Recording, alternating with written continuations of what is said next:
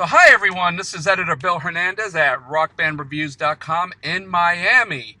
We've got a good one for you today. Today we're going to be talking about Jefferson Starship. And back when founding member Paul Kantner formed Jefferson Starship in the 70s, he envisioned the band as a cast of musical adventurers, contributing to his epic concept albums and eventual deep catalog of rock classics. Now, some 50 years later, I'm sure he couldn't have imagined that the band would become the road-conquering heroes they've been in the last few years. Now, today, I have the honor of speaking with Jefferson Starship singer Cathy Richardson, who continues to carry the torch in honor of Grace Slick. Jefferson Starship brings their 50-year catalog to the Dania Casino this Thursday night, which is tomorrow night, people, August 3rd. Cathy, thank you so much for taking time out of your schedule to talk with me today. It's a pleasure. Thank you so much. Thanks for having me. It's been about, I think, good 5 or 6 years since we last talked. I think at that time you were at the Magic City Casino where the stage was on the Greyhound track. And Right. I tell you, you guys filled up the stands. It was such a great night of music, unforgettable. And when I saw you guys were coming to town, I had to jump on the bandwagon and get with you. Awesome. Now, you've been a member of Jefferson Starship since 2008. Yep. What was the process in which you became the singer in such a legendary band? Well, do you want the long story or the short story? It depends how much The time long you have. story is, the long story is I've been fronting bands and writing songs and being the front woman for my whole life, basically. And eventually I was cast in a show called Love Janis, playing Janis Joplin, which I'd never intended to do. All I ever wanted to do was be a rock star. But I ended up playing one on stage, and that's still my joke. I'm not a real rock star. I just play one on stage. But I was doing the Janis play, it eventually took me out to San Francisco, and I decided to move there. And then a few days after I moved in, the show closed, which was terrifying because I'm like, okay, I'm starting a whole new life in a new city. What do I do? Yeah. And Sam Andrew was the music director. He was Janis's guitar player from Big Brother and the Holding Company and Cosmic Blues Band, and he was the music director of the show. And Big Brother still tours to this day, and Sam was alive, obviously, at the time, and asked me if I would come sing with them, singing Janis stuff on the road, opening for Jefferson Starship. And I was like, are you kidding me? I'm the hugest Jefferson Starship fan. I was like so excited to open for Jefferson Starship, And then I got to meet the band, and they heard me sing every night. And Diana Mangano decided she wanted to leave, and I was, right in the right place at the right time, basically. And they asked me if I'd be interested. I was like, are you kidding me? This is like one of my favorite bands. I love this music. So Paul came to my apartment in San Francisco, and I pulled out all of my vinyl so that he could see what a big fan I was. I have everything, Airplane and Jefferson Starship on vinyl.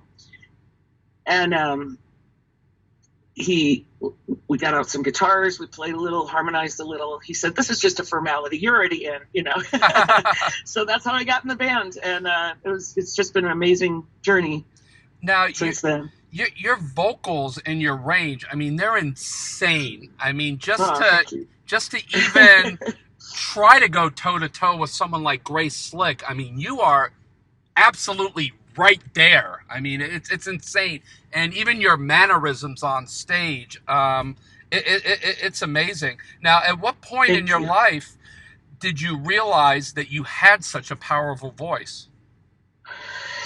God, ever since I was a little kid, I would sing, and everyone would go, Cathy, what's that? And like people just encouraged me. My mom sang, and there was piano and guitars around the house, and music was just always a big part of everything. And we all sang, but somehow I got the voice, that everybody took note of.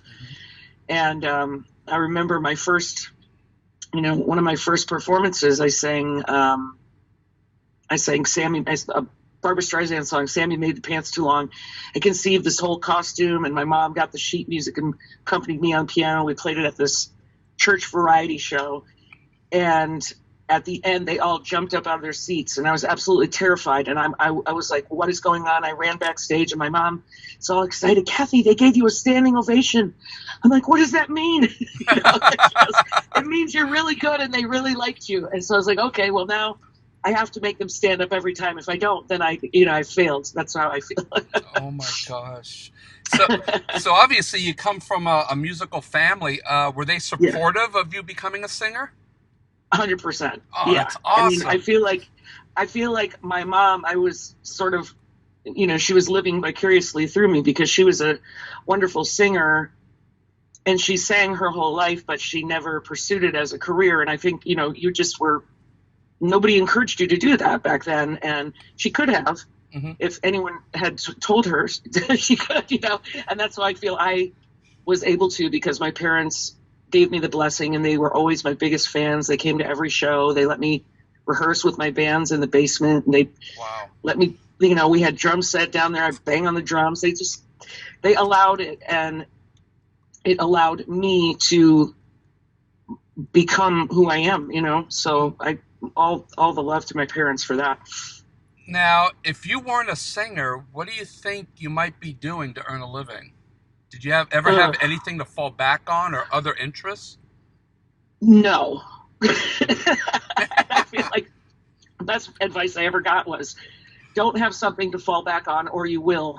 Yeah, that's true. Yeah. So I have nothing to fall back on. And I've thought about it in times where, there's ups and downs and there's dry periods and, you're only, talking about living paycheck to paycheck. It's like living gig to gig almost. And Hmm.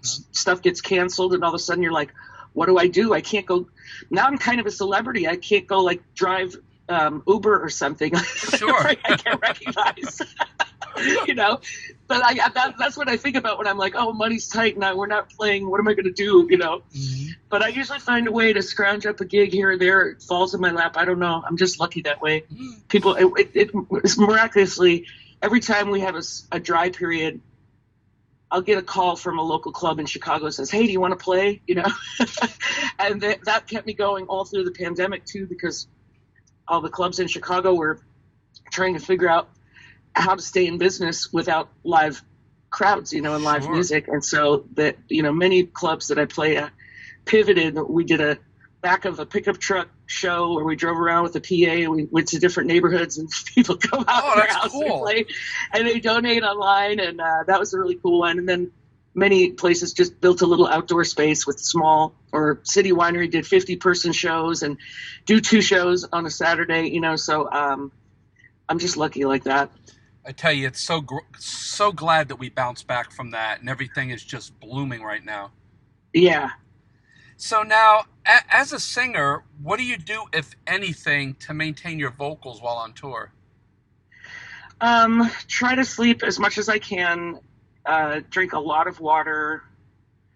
Rest and water are the main things. But I also do a lot of things that I shouldn't do. But then I'm like, it's rock and roll. So if my voice is a little scratchy, no one cares.